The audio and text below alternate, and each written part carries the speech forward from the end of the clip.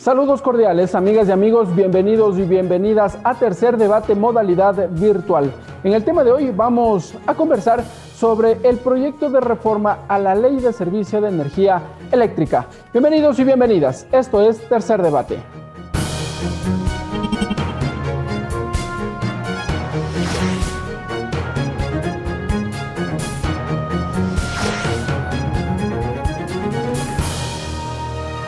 Tercer Debate, modalidad virtual. Para conocer detalles del informe que fue presentado al Pleno de la Asamblea Nacional, hemos invitado al asambleísta Esteban Albornoz. Vamos a revisar su perfil. Esteban Albornoz, ingeniero eléctrico, asambleísta por la provincia de Azuay, presidente de la Comisión de Desarrollo Económico Productivo y la Microempresa. Para complementar este diálogo, hemos invitado al asambleísta Fernando Burbano. Revisemos su perfil.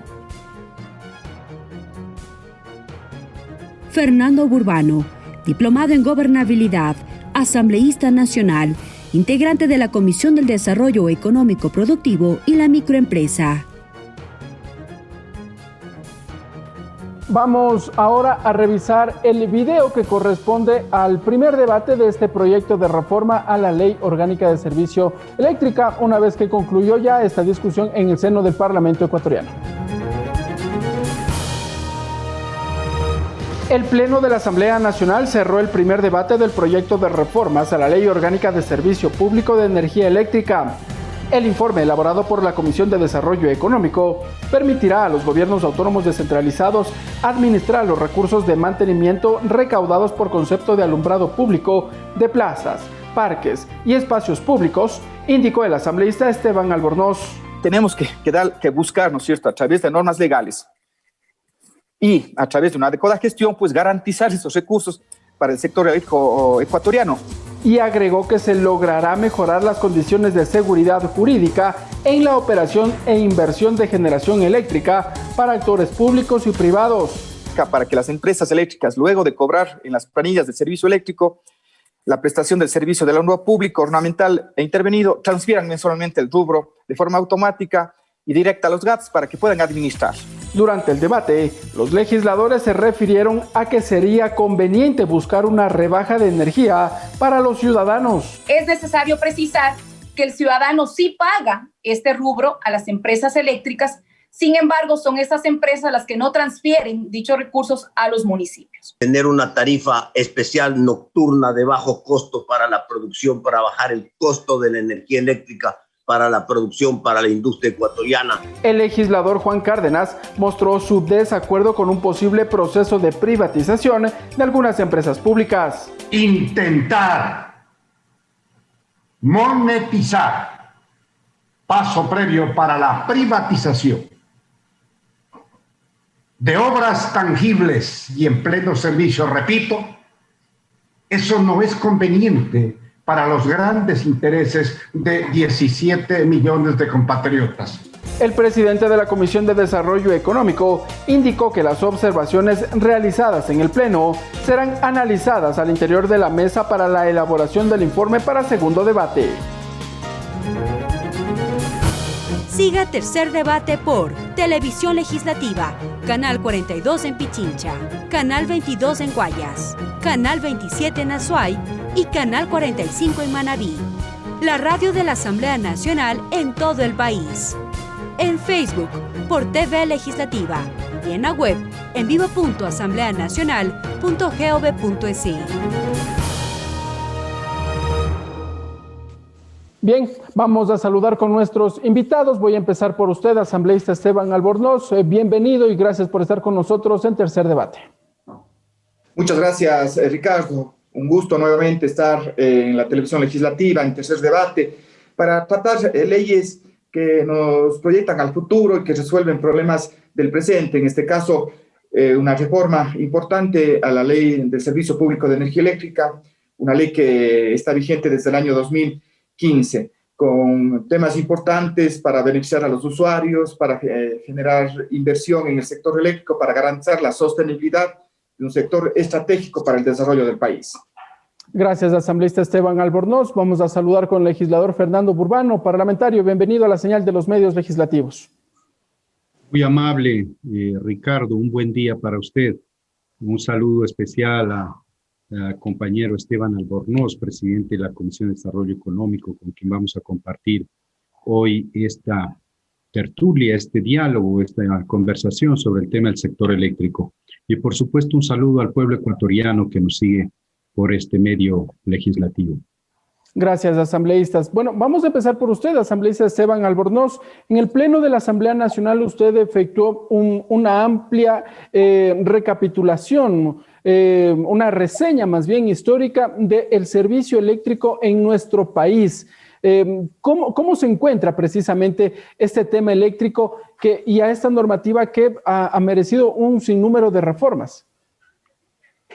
Sí, gracias nuevamente, Ricardo, por preocuparse de estos temas importantes del desarrollo del país. Para mí es un placer poder compartir este análisis sobre estas reformas a la ley con Fernando Burbano, un asambleísta pues, que aporta muchísimo. Además, él tiene mucha experiencia en el tema del desarrollo del país, en cómo fomentar, en definitiva, a un sector productivo. Y para eso necesitamos condiciones habilitantes, y las condiciones habilitantes están dadas por muchos temas, pero fundamentalmente por tener energía suficiente. La energía es un factor productivo, y en función de eso, pues, debemos tratar con mucho cuidado este sector de la economía, pues, que tiene incidencia directa en todas las áreas, no solo en el tema productivo, sino también en el ámbito comercial, en el ámbito residencial. Bien, tal vez algún contexto, como usted bien lo planteaba, en el Ecuador han existido básicamente 4 leyes que rigen a este sector, al sector eléctrico. La primera fue del año de 1961, cuando se crea el INESEL. Luego hay una reforma a la Ley Básica de Electrificación en el 73. Luego, en el año de 1996, la Ley del Régimen del Sector Eléctrico, donde se apostó a un modelo más bien de apertura al mercado.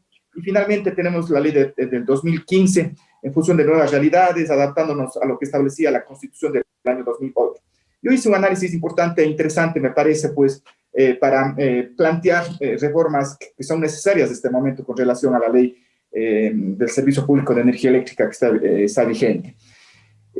Las leyes que han sido promulgadas vienen aparejadas con el desarrollo de la infraestructura del país. Hay una coincidencia, ese análisis yo lo había hecho, ¿no? Vemos que podemos distinguir 3 grandes etapas en la historia del sector eléctrico ecuatoriano. La primera etapa, pues, que tiene para mí una duración de 35 años, que va desde el año de 1961 con la creación del Instituto Nacional de Electrificación y la promulgación de la primera ley eléctrica, hasta el año de 1996. Esa es una primera gran etapa. En esta primera gran etapa, pues, tuvo la característica de desarrollar grandes obras de infraestructura. Recordemos que en esta época se construye la central hidroeléctrica Paute, que está cerca de cumplir 40 años de operar adecuadamente y entregar energía del país. Se construye Pisayambo, Algoyanza, las primeras centrales hidroeléctricas que funcionan con total normalidad hasta este momento. Se consolida el Sistema Nacional Interconectado. En fin, hay un gran desarrollo de la infraestructura. A partir de 1996 se apuesta a esa mano invisible, a la mano invisible del mercado, para que en función de la demanda que tenga el país de energía eléctrica, los inversionistas, el sector privado, reaccione y haga las inversiones, sobre todo en generación eléctrica. Lamentablemente... Hay que señalar o hay que contextualizar también que en la década de los 90 Ecuador se abre al mercado, como usted dice, y da paso al sistema neoliberal. Y claro, a partir de los años 90, haciendo un poco de historia, se empiezan a dar los famosos apagones. Sí, exactamente. Y aquí quisiera empezarle a consultar también al asambleísta Fernando Burbano, ¿por qué se da este fenómeno, ¿no? Los apagones, asambleísta Burbano. Gracias, Ricardo. Mire, justamente el ser deficitarios, el no tener autonomía energética, es lo que ha hecho que nuestro país, dependiendo en estas épocas, en esa época más bien dicho, de energía generada en Colombia fundamentalmente, esté supeditada a los estiajes, esté supeditada incluso a la inestabilidad en nuestro hermano y vecino país por su tema de violencia interna, que generaba la escasez o el flujo no permanente de la energía eléctrica, pero sobre todo también a que fue un periodo, yo diría, tremendamente lleno de corrupción en el país, porque para todos es conocido que el negocio de la generación eléctrica en manos privadas, lo que hizo es meterle la mano al bolsillo de los ecuatorianos. Hoy creo que esta comisión está abordando con responsabilidad el tratamiento de esta ley, porque estamos mirando el tema de la energía como un recurso para el desarrollo. En un momento en que el país y el mundo están con una nueva visión, estamos en una nueva realidad, es necesario también que el país vaya generando una arquitectura legal que le permita dos cosas. La primera, tener un andamiaje jurídico para generar oportunidades de inversión en estos tiempos de crisis, con miras de ampliar la oferta de empleo y bajar los costos de la energía para mejorarla con las condiciones no solo productivas, sino comerciales en general. Y por otro lado, el país necesita entrar en toda una dinámica de desarrollo sostenible y sustentabilidad y sustentable en este marco de esta nueva relación que existe de la humanidad y el entorno respecto de la explotación de recursos. Mire usted que hasta 5 años era impensable que estemos hablando sobre movilidad eléctrica. Pero para hablar de movilidad eléctrica necesitamos tener el recurso pues, para poder mover no solo autos, no solo buses, sino maquinaria, que van a demandar el consumo de energía. Por lo tanto, tenemos que nosotros proveer esa energía. Y el Ecuador, hoy por hoy, según el informe que nos ha dado el ministro de Relaciones, el ministro de Energía, pues tiene posibilidades de inversión que superan los 12,000 millones de dólares.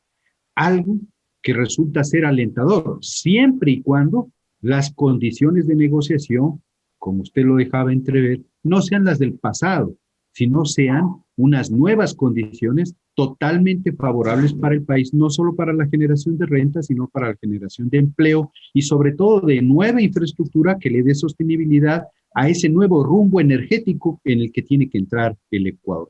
Pero ¿cómo diferenciamos en esta nueva inversión que se busca o que se pretende también ingrese el sector privado, asambleísta Albornoz?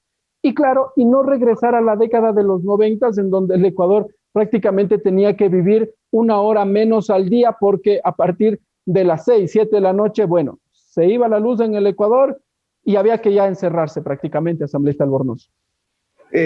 Sí, Ricardo, tal vez solo concluyo muy rápidamente en unos 30 segundos la idea de estas 3 etapas del sector eléctrico, ¿no?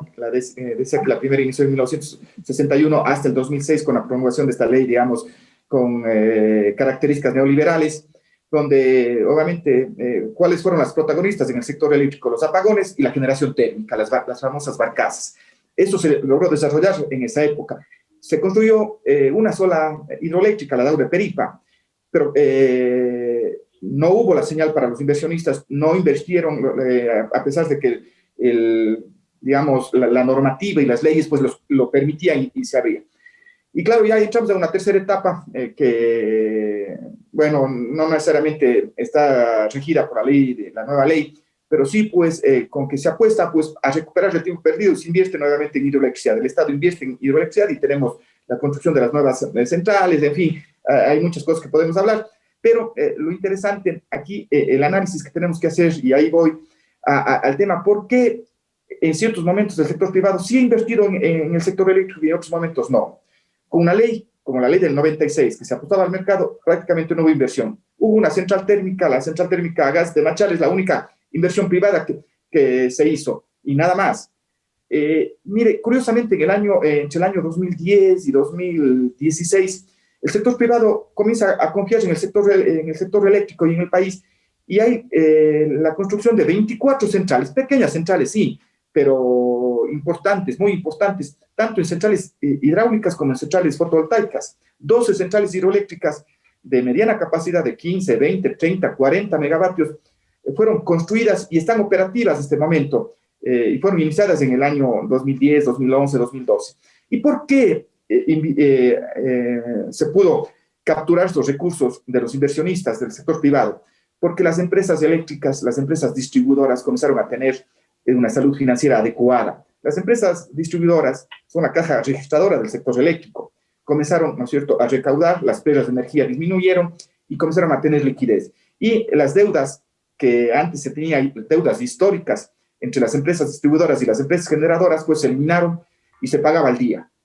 Yo creo que la mejor señal que puede recibir un inversionista privado es la garantía de que va a recuperar su inversión, de que le paguen por la energía que genera. Sí. Y claro, durante estos últimos 3 años no ha habido ya inversión, se separó esa inversión que venía dándose, ¿no? Importante, ¿no es cierto?, que el sector público pues ejerza esa gran capacidad de conseguir la soberanía energética, en fin, pero sí podemos apoyarnos en el sector privado en forma adecuada, sin perder soberanía, que se cumplan las leyes adecuadamente. Curiosamente, se paró la inversión en el sector privado. La inversión en el sector eléctrico no se consigue con bonitos discursos, sino con realidades. Y claro, comienzan los inversionistas a tener señales negativas en la actualidad. ¿Cómo cuáles? ¿Señales como cuáles? Mucho, pues, he denunciado y generado alertas. El Ministerio de Finanzas les retiró al sector eléctrico en estos últimos años $1.100 millones. Les retiró. De lo que se recaudaba a los usuarios, les retiró. 600 millones les retiró a la Corporación Eléctrica del Ecuador, SELEC, la que opera las centrales de generación y de transmisión y las redes de transmisión, y a la CENEL, a la empresa distribuidora que opera fundamentalmente en la costa, $500 millones. Les retira los $1.100 millones. La peor señal que se puede dar es de que el Estado se apropie de los recursos, son propios del sector eléctrico. Y no me refiero que son recursos excedentes, que le sobra al sector eléctrico ecuatoriano. Son recursos que les servía para operar, para mantener las centrales eléctricas, las redes eléctricas, y obviamente para invertir, para generar sostenibilidad. Entonces, obviamente, el sector privado enseguida ve muy mal, porque las empresas distribuidoras volvieron a tener problemas de liquidez, no pueden invertir, no pueden mantener sus redes, la calidad del servicio comienza a deteriorarse. Yo creo que por eso es importante, digamos, estos antecedentes, Fernando lo planteó, yo también lo planteo, pues tenemos que, a través de reformas a la ley, garantizar de que exista sostenibilidad en el sector eléctrico. El sector eléctrico no puede depender del presupuesto general del Estado como era en el pasado, no puede depender de generación térmica, no puede depender de la importación de energía de Colombia. Un dato, solo en la importación de energía de Colombia, el Ecuador tuvo que pagar $1.500 millones cuando teníamos recursos hídricos en un gran potencial hidroeléctrico. Y aquí, asambleísta Fernando Burbano, recuerdo que el ministro de Energía acudió a la Comisión de Desarrollo Económico y también puso en contexto algunas cifras. Dijo que el sector eléctrico en el país empieza a tener déficit que bordeaba los $3.000 millones. $13.000 millones para los $13.000 millones que necesitaba de inversión. Para las inversiones. Asambleísta Burbano, entonces, ¿cómo empezamos entonces a reactivar? ¿Cómo esta normativa, esta reforma, bueno, va a garantizar de que en efecto el sector eléctrico se va a recuperar?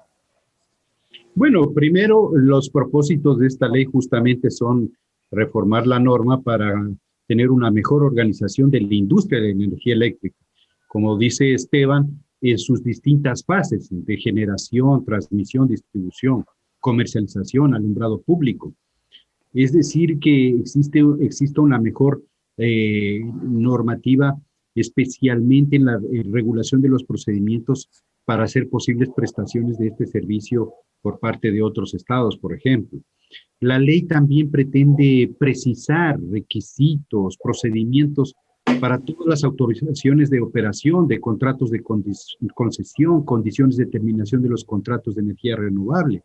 Entonces, son estas reglas claras las que son señales positivas para una posible inversión.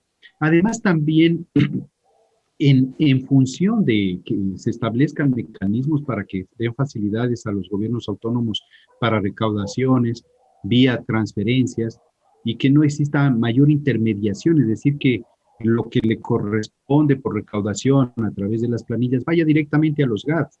Descartar, qué sé yo, fijaciones a través de la ley de pliego tarifario por el servicio de energía eléctrica, porque estos pliegos no deben responder a la iniciativa de la ley, sino a parámetros técnicos, dinámicos, que van a permitir también dar una señal al inversionista de que no va a ser el sector eléctrico, digamos, manoseado, interferido de manera política. Y en el caso de una concesión, también permite que la entidad que sea concedente pueda, por medio de un fideicomiso, constituir una garantía con los bienes inmuebles en donde se van a ejecutar las obras civiles. Es decir, que lo que tenemos son, dentro de los propuestos de la ley, nuevas condiciones que favorezcan justamente y allanen el camino para que el inversionista sepa que en el país no solo va a poder recuperar sus ingresos, sino que va a tener seguridad jurídica y además aquí hay un enorme potencial de expansión en la industria de la generación de energía eléctrica. Si solo miramos que en este país tan pequeño, pero tan megadiverso, tenemos posibilidades, por ejemplo, de captación de energía solar, tenemos posibilidades de generación a través de viento de energía eólica. En Loja existe, ¿no? Existe esta energía eólica. Y hay algo que, como por ejemplo, lo que hay en Cuenca, que es la ciudad de origen de Esteban, pues la generación de biogás a través de las municipalidades con un manejo adecuado de los desechos y los recursos, que dicho sea de paso, ha sido otra de las grandes preocupaciones de esta comisión de trabajar sobre la sostenibilidad medioambiental en materia de energía, pues se generan aquí un sinnúmero de oportunidades para que el inversionista venga al país y mire la posibilidad, por ejemplo, de invertir en un territorio específico, Quito, Guayaquil, Santo Domingo, Manta, Puerto Viejo, en la generación justamente de estas posibilidades energéticas a través de un manejo adecuado de desechos. Yo creo que aquí, yo diría que la ley no lo soluciona todo. La ley, como tú sabes, Ricardo, no por generación espontánea no genera recursos, no genera desarrollo. A la ley hay que acompañarle con una correcta aplicación de las políticas públicas. Pero yo diría que una ley que tenga propósitos como esta para facilitar la inversión y acompañada con políticas adecuadas, con transparencia y sobre todo con un manejo honesto de la política pública, yo creo que puede desarrollar el sector. Lo que nos preocupa, a mí como a muchos, es que ya al finalizar el gobierno, quizás de manera acelerada, precipitada, se pretenda abrir espacios de concesión cuando precisamente aprobada la ley pudiera darse un tiempo para tener un mejor diseño de la política pública y con una nueva normativa, pues emprender a estos procesos. Yo tengo dos consultas y nos quedan pocos minutos antes de concluir este primer bloque. Asambleístas, voy a empezar por usted, asambleísta Esteban Albornoz. Sí, la normativa pretende ampliar los horizontes para la inversión en tema de energía eléctrica, pero ¿cómo garantizamos que esas iniciativas, que esos proyectos se cumplan? Y le voy a poner un ejemplo. Años atrás en el Ecuador se buscó de alguna manera modificar a través de este sistema de las cocinas a inducción, cambiar la cultura ciudadana de que consumamos en menor cantidad los combustibles a través del GLP y que cambiemos hacia o que nos mudemos hacia la cocina la cocina eléctrica. Bueno, cambio de política, cambio de gobierno y finalmente esa idea, ese proyecto se echó para atrás. ¿Cómo garantizamos ahora que estas ideas que se las están planteando ahora se cumplan a futuro? Asambleísta Albornoz. Gracias. Bueno, la importancia de una ley es de que las iniciativas, las buenas iniciativas, la planificación se convierte en una política de Estado, no una política de un gobierno o una novelería de algún ministro. Eso es claro. Es por eso que en la ley que está vigente establece la obligatoriedad de cada 2 años actualizar el plan maestro de electricidad. Este momento está en vigencia el plan maestro de electricidad 2018-2027. Y a este año le toca al Ministerio de Energía actualizar ese plan. Y en ese plan deben estar justamente contempladas lo que establece la ley. Yo creo que es importante, ¿no es cierto?, elevar a nivel de ley ciertas cosas. Fernando habló de un tema importante en su primera intervención, la famosa transición energética que estamos obligados, los habitantes de este planeta, a llevar a cabo. ¿no es cierto? El planeta no puede seguir viviendo como ha venido viviendo, usar los recursos como estamos viviendo. Y un aspecto importante en esa transición energética está la eficiencia energética. La Comisión de Desarrollo Económico y Productivo aprobó una ley de eficiencia energética. Lamentablemente, el Ministerio de Energía hasta ahora no saca el reglamento. Van a ser cerca de 2 años y no saca el reglamento. Y hay temas importantes sobre movilidad eléctrica. Me parece que ahí ya me está dando la razón a la pregunta que le acabé de plantear. ¿Cómo garantizamos que estas ideas se apliquen a futuro? Si es que claro, pero bueno, es que quede en ley, ¿no? La ley es de obligatorio cumplimiento. Lamentablemente, en estos últimos tiempos es muy complejo que los ministros de turno pues cumplan la ley. Sí, seguir procesos de fiscalización es complejo. Una de las grandes frustraciones que me llevo de este periodo legislativo es de que en la ley se establecen plazos y el Ejecutivo no los cumple y no pasa absolutamente nada. Entonces, tenemos que hacer algo, poner algo en las leyes para que se ejecuten. Sobre todo el tema de los plazos nunca cumplen. Y una ley es de obligatorio cumplimiento. Y busquemos, ¿no es cierto?, de que a través de estas reformas legales podamos, sobre todo, el gran objetivo de esta reforma a la ley es generar sostenibilidad para el sector eléctrico ecuatoriano, para que no vengan los fantasmas de los apagones, para que la matriz que tengamos, la matriz energética, sea una matriz renovable, limpia, que las energías renovables, la hidroelectricidad sea la protagonista. Es lo que pretendemos. Tiene que haber mucha voluntad política. Mire, el ministro de Energía fue a la comisión, hizo muchas reflexiones sobre la energía, creo que hasta filosofó sobre la energía, pero no dio ninguna respuesta. Sí, no dio ninguna respuesta y claro, eso es lo que está sucediendo ahora, ¿no? Asambleístas, nos vamos a ir a una pausa. Cuando regresemos en el segundo bloque voy a empezar con el asambleísta Fernando Burbano, igualmente solicitando una reflexión respecto de este tema que ha sido planteado, ¿no? Cómo garantizar de que las propuestas que ahora se plantean en estas reformas se apliquen a propósito de que el 24 de mayo tendremos un nuevo gobierno y que estas leyes seguramente deberán ser cumplidas. Vámonos a una pausa, amigas y amigos. Cuando regresemos, seguimos aquí conversando con los asambleístas de Esteban Albornoz y Fernando Burbano.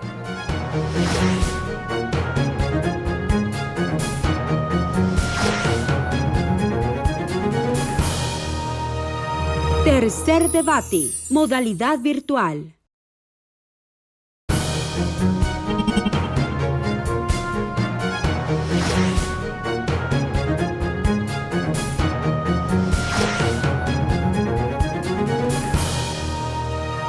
Tercer debate, modalidad virtual. Siga Tercer Debate por Televisión Legislativa, Canal 42 en Pichincha, Canal 22 en Guayas, Canal 27 en Azuay y Canal 45 en Manabí. La radio de la Asamblea Nacional en todo el país. En Facebook por TV Legislativa y en la web en vivo.asambleanacional.gov.es. Muy bien, amigas y amigos, gracias por continuar con nosotros. Aquí en Tercer Debate modalidad virtual conversamos con los asambleístas de Esteban Albornoz y Fernando Burbano respecto del proyecto de reformas a la Ley Orgánica de Servicio Eléctrico. Asambleísta Fernando Burbano, voy a empezar con usted igualmente para ir en la línea de este diálogo sobre estas ideas, ¿no? Conversábamos sobre la necesidad de garantizar que las reformas que ahora la Asamblea Nacional está implementando se cumplan. A propósito de que el 24 de mayo tendremos un nuevo gobierno y que, bueno, deberá llevar adelante todas estas normativas que ahora ya las trabaja la Asamblea Nacional.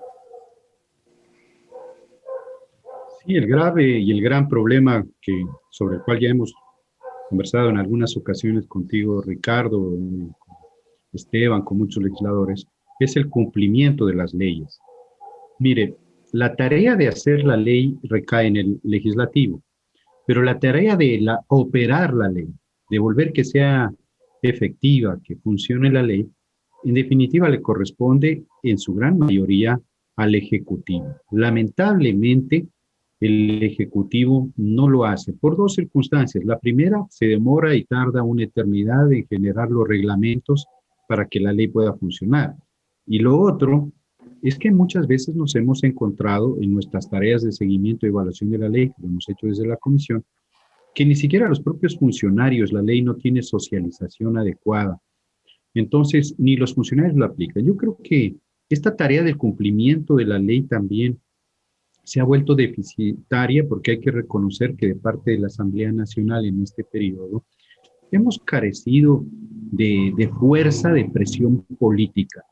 Yo creo que el gran desafío de la nueva asamblea justamente es esa, el de tener y el de marcar una independencia legislativa del Ejecutivo, pero sobre todo entrar en un campo de ejercer un real contrapeso al Ejecutivo. Lamentablemente, cuando no existe un contrapeso, entonces acompaña a esta realidad del incumplimiento de la ley. Mire, por ejemplo, en la ley lo que estamos proponiendo es que lo que referente al alumbrado público intervenido, es decir, aquella iluminación de las vías, el alumbrado público ornamental, en los parques, en las plazas, iglesias, etcétera, etcétera, que muchas veces es asumido por los GATS y que desde sus escasos recursos en sus proyectos de reformas urbanas y de intervenciones urbanas hacen inversiones, pues ese dinero que se ha invertido en esto lo asumen ya los GATS y sean costeados directamente por el sector eléctrico. Sin embargo, si no hay una política pública adecuada que eficientemente logre la transferencia de los recursos, esto no va a suceder. Y lo que vamos a tener en esta ley, como en muchas otras leyes, es competencias adicionales que reciben los GATS, pero sin recursos. La ley corrige y lo ha diseñado muy bien, pero ya está en manos del Ejecutivo. ¿Qué hacer? Yo creo que el control político, con mucho rigor, es el camino adecuado. Personalmente he venido impulsando el tema del seguimiento y evaluación de la ley. Logramos que ya esté en la ley orgánica la función legislativa. Existe el sistema de evaluación y seguimiento de la ley. Será tarea de los nuevos legisladores utilizar esta herramienta poderosa, que es un camino previo y que además muy justificado para hacer control político que puede terminar incluso con la supresión del funcionario. Sería terrible, aunque nos ha tocado hacer, y Esteban es testigo de ello, que en muchas leyes tengamos que generar plazos, en las disposiciones transitorias por poco establecer una suerte de incorporar medidas coercitivas contra los funcionarios que no quieran aplicar la ley. Pero ese no es el objetivo. El funcionario tiene que acatar la ley sin necesidad que en una transitoria diga que va a ser sancionado si no la cumple. Eso ya es un tema constitucional. Mire que si usted mira el COTAD tiene una disposición sancionatoria contra el ministro de Finanzas que no haga la transferencia oportuna de los recursos.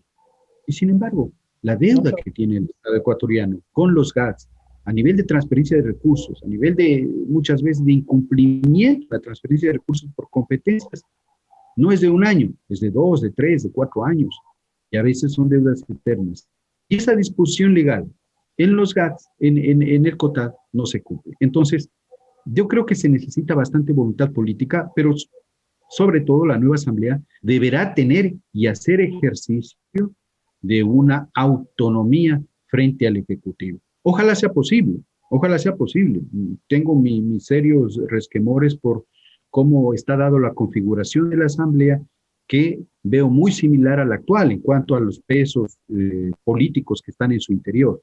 Pero el sistema democrático nos obliga a ello, que sea la asamblea la que presione el cumplimiento de la ley. Y si el funcionario no cumple con la ley, tiene que ser sometido al curso de un juicio político. Bueno, es lamentable porque finalmente el funcionario está para cumplir con la disposición legal. No habría que darle mayor vuelta a aquello.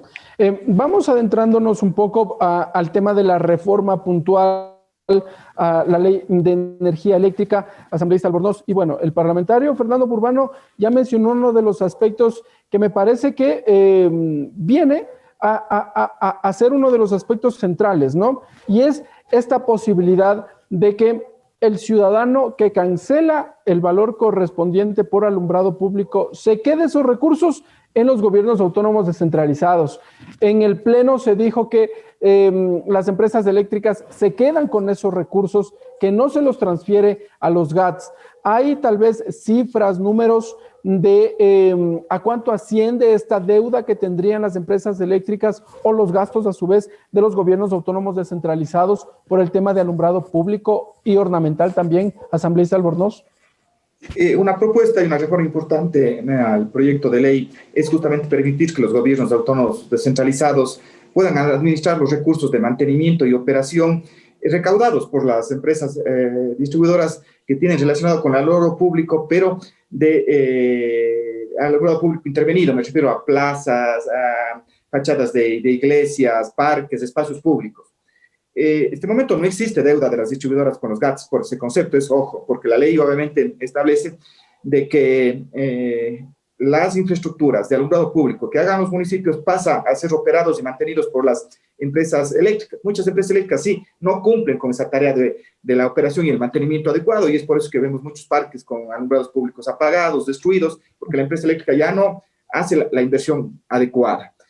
Ahora lo que planteamos es que si el gobierno autónomo descentralizado quiere operar y mantener esos espacios de alumbrado público, que muchas veces son inversiones de los GATS, puedan ser operados y mantenidos directamente por los mismos GATS, y que las empresas eléctricas del rubro que recaudan sobre estas instalaciones, porque así se establece el pliego tarifario, pues le devuelvan al GAT para que el GAT pueda hacer la inversión adecuada. En este momento no hay deudas, eso que quede claro, pero en cambio le damos la facilidad a los GATS para que puedan pedir esos recursos, y ya no es la responsabilidad de la empresa distribuidora la operación y el mantenimiento, sino ya pasa a ser del GAT. Esto ha sido un clamor de muchos municipios que quieren hacer obras, mejorar el alumbrado público, y mejorar el alumbrado público no es solo mejorar la iluminación, sino hasta la seguridad de los ciudadanos. Entonces creo que es muy interesante esta reforma, con el fin de que los GATS puedan administrar sobre todo los alumbrados públicos intervenidos, plazas, espacios públicos, en fin. Asambleísta Albornoz, y operativamente, ¿cómo va a funcionar? Porque el ciudadano recibe la planilla por el servicio eléctrico y lo correspondiente por el alumbrado público, ¿cómo va a funcionar operativamente hablando? Es muy sencillo, porque en los costos que cada empresa eléctrica de distribución establece y que se recauda por la planilla, está establecido primero el alumbrado público, y en el alumbrado público está establecido qué rubros contemplan, y una de esos rubros es el alumbrado público intervenido. El cálculo está dado, simplemente esos recursos que son parte de la tarifa eléctrica deben ser transferidos al GAT. O sea, no hay que hacer muchos cálculos, simplemente ya es un proceso administrativo de transferir los recursos que representa. No quiero decir con esto que todo lo que la empresa eléctrica recauda sobre el alumbrado público va a ser transferido a los GATs, cuidado, sino son estos casos especiales de alumbrado público intervenido. El resto de alumbrado público, la empresa eléctrica da el mantenimiento, vías, carreteras, en fin, no, el resto va a seguir funcionando adecuadamente, sí. Asambleísta Fernando Burbano, también dentro de la reforma se explicó que lo que se busca es brindarle un marco jurídico y una estabilidad jurídica, una seguridad jurídica para que las empresas que deseen invertir en el tema eléctrico en nuestro país lo puedan hacer con la certeza de que no va a haber ninguna variante a largo plazo. ¿Cómo va a funcionar aquello? Bueno, lo importante en la ley es que quede claro que cuando se refiere a los títulos habilitantes, son de dos casos, ¿no? Hay un permiso de operación para las empresas públicas y mixtas y los contratos de concesión, en el caso de las empresas privadas y de la economía popular y solidaria. Pero hay que tomar en cuenta una particularidad. No todas las empresas públicas y mixtas que participan en la prestación de este servicio de energía eléctrica pertenecen a la administración pública central, ¿no? O sea, digamos, al gobierno nacional.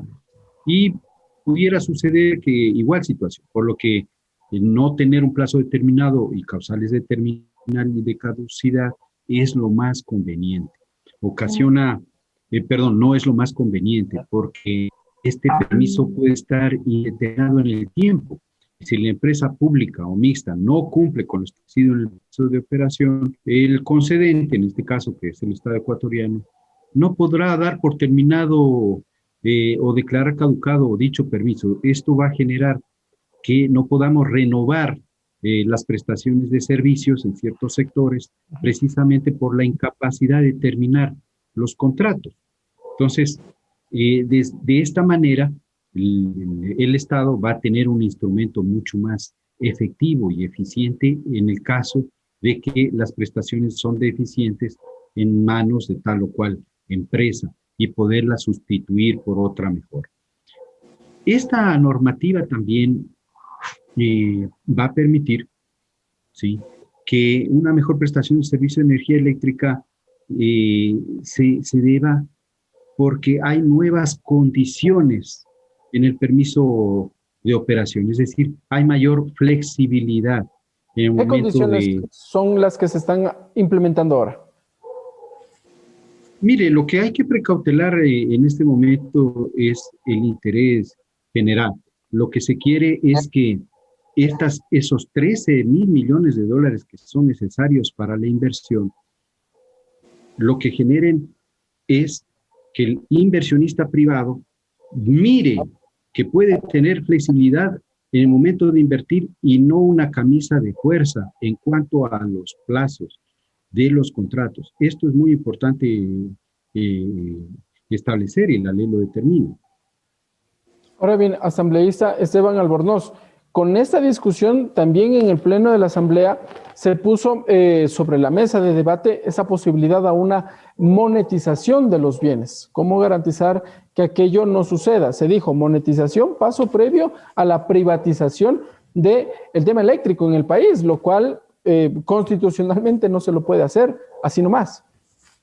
Bien, solo una idea final con relación a la seguridad para la inversión privada. Sí, estamos proponiendo, ¿no es cierto?, que quede con claridad que las reglas que se establecen a través del contrato de concesión, el título habilitante al sector privado y al sector público, pues se cumplan, que queden claramente establecidas, además para garantizar que las instalaciones que se conocen como bienes afectos al servicio, pues siempre estén funcionando adecuadamente y cumplan su objetivo de generar, transmitir energía eléctrica. Entonces, creo que es importante, pero lo más importante para dar seguridad a los inversionistas es que puedan recuperar su inversión, que puedan tener obviamente una rentabilidad adecuada, justa.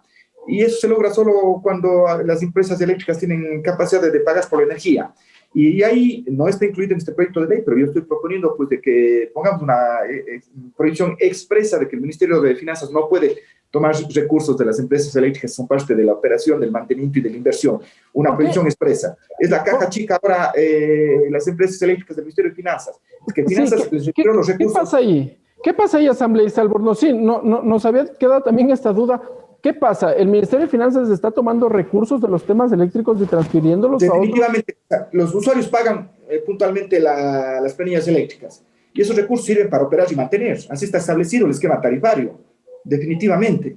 Y Finanzas, a través de unos sistemas de convenios de liquidez que le han llamado, pues, retira los valores y no han retirado pues valores de, no sé, 1 millón, 2 millones. Estoy hablando de 1.100 millones de dólares, por favor. Y las autoridades del sector energético no han dicho una sola palabra y no se han opuesto, porque tienen que oponerse, porque está en juego garantizar el servicio de energía eléctrica. Esto es muy, pero muy grave, Ricardo. ¿Y a dónde han ido esos recursos, asambleísta? ¿Usted tiene información? Y finanzas para gasto corriente. Para gasto corriente es gravísimo lo que está sucediendo. Yo sé que ha habido problemas con la pandemia, pero el retiro de los recursos viene antes de la pandemia inclusive. Y las autoridades eléctricas, una sola palabra. O sea, eso no puede pasar. Nosotros, los asambleístas, hemos puesto las alertas con relación. Vamos a convertir nuevamente, vamos a regresar al pasado, al sector eléctrico, donde no hay recursos, donde hay deudas entre las empresas distribuidoras y generadoras, la calidad del servicio hecho pedazos, no hay un solo recurso para invertir y el colapso del sector eléctrico. Es muy grave el tema. Es muy grave. Vamos al tema de las concesiones, tal vez. Sí. Asambleísta Urbano, pero esta situación no sería más bien inconstitucional porque la regla general determina que ingresos permanentes financian gastos permanentes. Lo que se está haciendo es entonces transferir esos ingresos a gasto corriente. ¿No sería inconstitucional aquello? Me queda esta duda. Sí, eso está en cuestionamiento. Lo grave es el doble efecto que se produce, una posible inconstitucionalidad, pero por otra es que se deja sin recursos al sector eléctrico que necesita, tanto para nuevas inversiones como para mantenimiento del sistema, como también para crecimiento del sector. Está claro que los ingresos del presupuesto general del Estado no pueden ser a costa de ir desmantelando la institucionalidad. Por una parte es el seguro social, por otra parte es el sector de la energía eléctrica. Vamos metiendo la mano al bolsillo a las instituciones y deteriorándolas, a tal punto que tenemos un seguro social que está quebrado y sería terrible que, como dice Esteban, mañana el sector eléctrico esté también en condiciones de no poder operar porque cada vez se le extraen los recursos. Pero lo que usted dice, Ricardo, y respecto a su pregunta, sobre el tema de la monetización en vía a la privatización o a la concesión o a la figura que se le quiera llamar, materia eléctrica, también resulta preocupante, porque lo deseable para el país es que vengan nuevas inversiones, que lo que se está haciendo bien, que lo que estamos como ecuatorianos, como empresas ecuatorianas, están produciendo, están funcionando bien, pues se mantengan.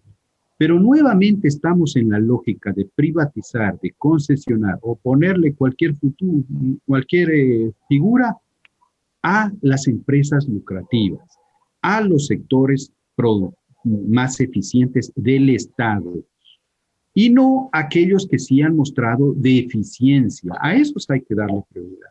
Y de ese cuenta usted que en el debate de la reforma de la ley de empresas públicas, que ya lleva algún tiempo, y en nuestra comisión nosotros hemos puesto esas alertas, nosotros advertimos hace más de un año lo que iba a pasar con TAME. Sin embargo, a TAME se le metieron más de 100 millones de dólares. ¿Para qué? Para que desaparezca. ¿Sí? Pero ¿quiénes fueron los beneficiarios de sostener 2 años a TAME? Fue el sector privado, que se benefició con precios de ventaja, por ejemplo, en la provisión en este caso, de combustibles.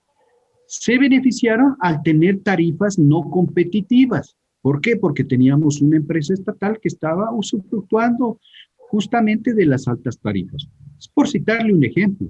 Entonces, este sector eléctrico también deberá pasar por una modernización del sector de las empresas públicas. Y yo creo que ahí también estamos haciendo un trabajo interesante en la comisión para que las empresas sean adecuadamente valoradas para interés del Estado y no para interés del inversionista, porque eso también hay que tener claro, Ricardo, que a veces en el afán de que el Estado recibir ingresos, lo que hace es subvalorar su patrimonio y venderlo o concesionarlo o valorarlo a precio de gallina robada. Y eso no está bien, porque haríamos exactamente lo mismo que meterle la mano a las arcas de sus recursos y desfinanciarlo tal como ha venido sucediendo. Sería terrible el momento que al sistema eléctrico le suceda lo que pasó con TAME y que finalmente hasta el momento no se conoce cuál es el destino de esta aerolínea. Asambleísta Albornoz, sí, igualmente consultarle su visión respecto de este proceso o de esta alerta que se prendió ya en el Pleno de la Asamblea Nacional sobre una posible monetización. Se dijo, paso previo a la privatización del sistema eléctrico. Ricardo, para mí la monetización no es paso previo a la privatización, es privatización. No usemos los eufemismos que usa el gobierno nacional. No quieren decir concesión ni privatización, y comenzaron con monetización. Pero monetización es concesión, es privatización.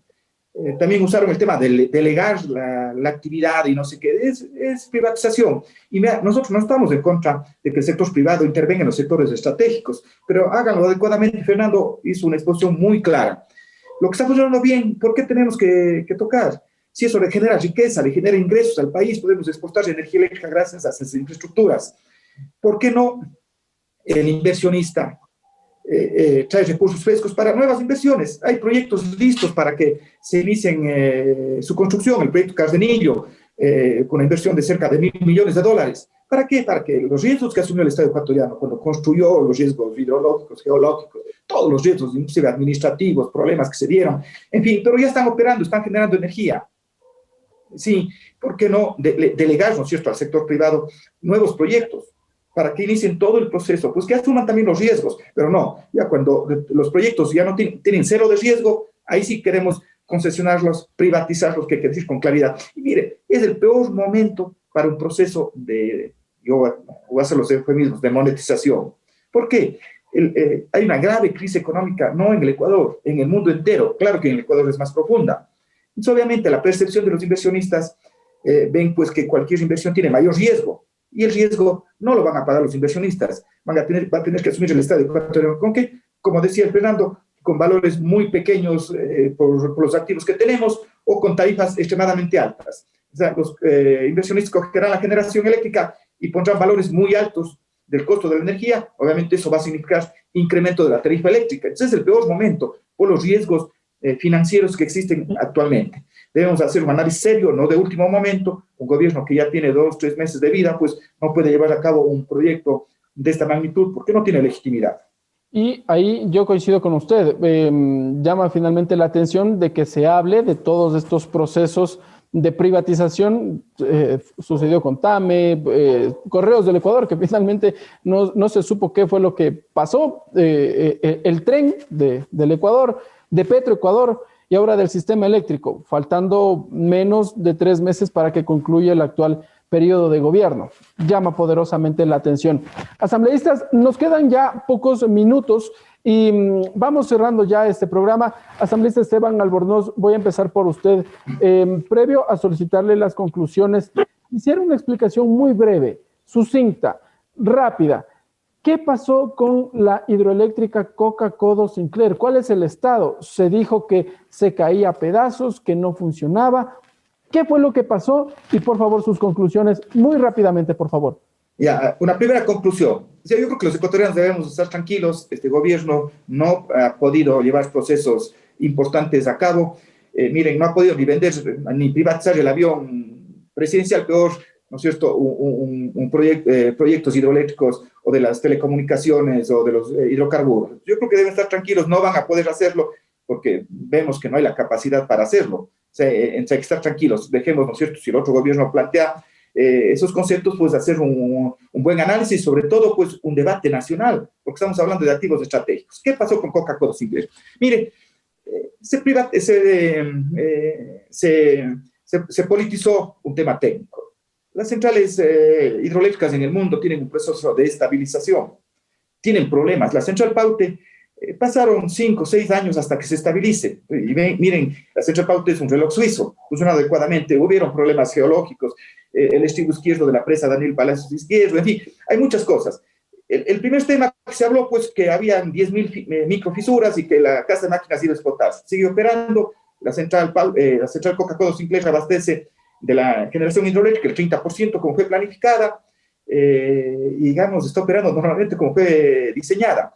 Ahora sí hay un problema, digamos, serio, que no es un problema ocasionado por la construcción de la central hidroeléctrica, que es el tema de la erosión regresiva del río Coca. El otro fue más bien un tema político, diciendo que no sirve para nada, que iba a explotar. Y esto tiene solución técnica. Obviamente, simplemente no hay que recibir hasta que los constructores corrijan. El tema de la erosión regresiva, que no es un problema de la central Coca-Cola Sinclair, peor haber ocasionado la central. Yo tengo todos los informes. Se tiene que afrontar adecuadamente.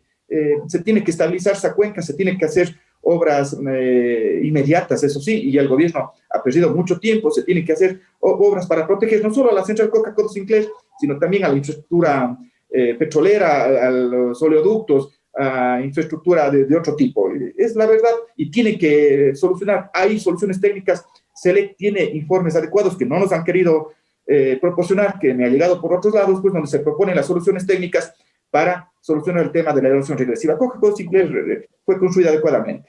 Gracias, asambleísta Albornoz. Asambleísta Fernando Burbano, por favor, sus conclusiones rápidamente. Mire, decirle al pueblo ecuatoriano que es importante proteger nuestro patrimonio.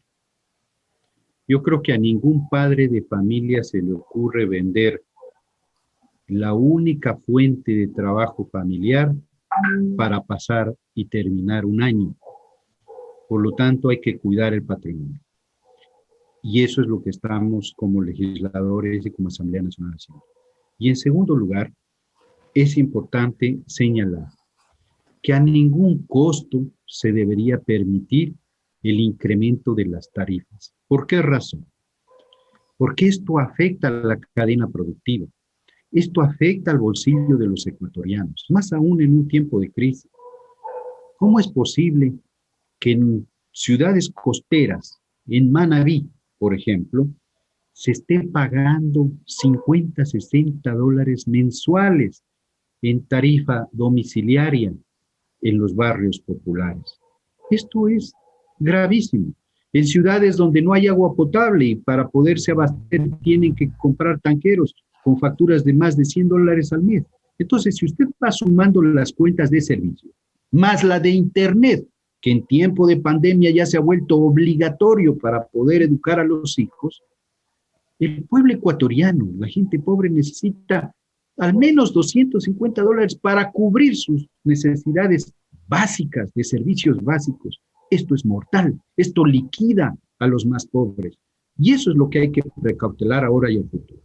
Y finalmente decirle, Ricardo, que esta comisión con mucha responsabilidad ha venido trabajando también en la Ley Orgánica de Empresas Públicas, que lo que va a lograr es que el gobierno corporativo, la evaluación de la gestión de las empresas y la gestión de los recursos humanos y financieros sea mucho más eficiente y se mejore sustancialmente. Creo que con esas herramientas vamos a tener un sistema y un servicio eléctrico de mejor calidad. Bueno, repito, el otro 50% está en manos del operador político de la ley, que generalmente es el gobierno. Y esperemos que no este, sino el próximo gobierno lo haga con absoluta seriedad y responsabilidad. Gracias, asambleísta Fernando Burbano. Gracias, asambleísta Esteban Albornoz. Yo les quiero agradecer por estar con nosotros en Tercer Debate, su predisposición siempre a conversar, a hablar de estos otros temas que también nos trabaja la Asamblea Nacional y que, bueno, no es visibilizado en los otros medios de comunicación, pero la televisión legislativa de alguna manera y la radio de la Asamblea Nacional también intentan presentar al público estos aspectos que también se vienen discutiendo en el Parlamento ecuatoriano. Gracias, legisladores, por estar con nosotros en Tercer Debate. Gracias, amigas y amigos. Nos volveremos a encontrar en una próxima edición.